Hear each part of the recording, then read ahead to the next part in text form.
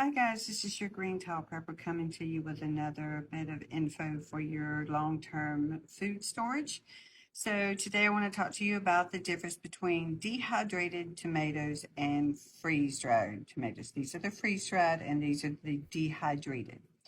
One of the biggest difference I could probably tell you is that the dehydrated is much more budget friendly. A dehydrated doesn't cost very much money.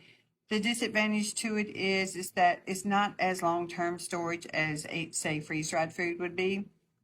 You can see in the mason jar I have some of the dehydrated ones. What I plan to do is use my vacuum sealer and take this attachment. It comes with a hose. This is for my wide mouth. It also comes with a small mouth jar lid thing too, and they're in a packet for about 20 bucks. I put these in here. I may eventually use these and grind them into powder and make a dry tomato paste for soups and different things that require a tomato paste type base.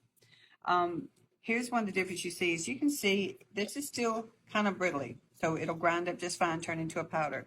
This one retains its shape much better. This was a big slice. This is a small slice, so they retain their shape. They both retain their nutritional value.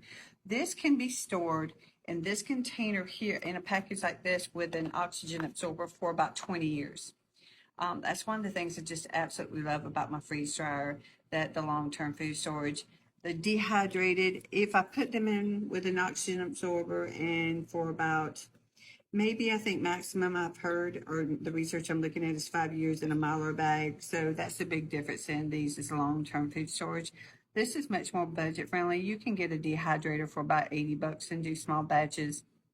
I do recommend, if you're not going to use them within a few months, put them in something besides the mason jar, for instance, a Mylar jar. This is the freeze dried, and you can see it's very light. It's almost foamy.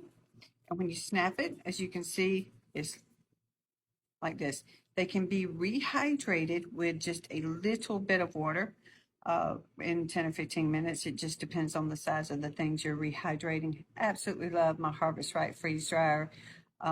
Love the dehydrated thing. This is quick for me when I'm doing a lot.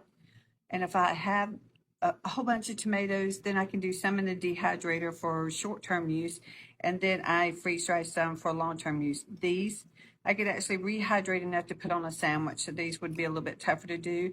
But these are also good in things like chipping them up and putting them in different things, say like chicken Alfredo or something like that. If I wanted to add a few tomatoes to it, and great for soups. You can throw them in there. This right here, because this is a little bit more of an expensive procedure, I would actually use them more for rehydrating, say for a salad or for sandwiches or whatnot. Okay, guys, this is my freeze-dried tomatoes and my dehydrated tomatoes. And again, I understand that a freeze dryer is a very expensive thing to have, so dehydrating is more budget friendly. And you got to do what you got to do, you know, for long-term storage. But to me, this is definitely my favorite over the other. I had this before I actually even had a dehydrator, and I'm beginning to get used to the dehydrator. I love the budget friendliness about it. Okay, guys, this is your green towel prepper with another handy dandy tip for long-term food storage. Have a wonderful evening.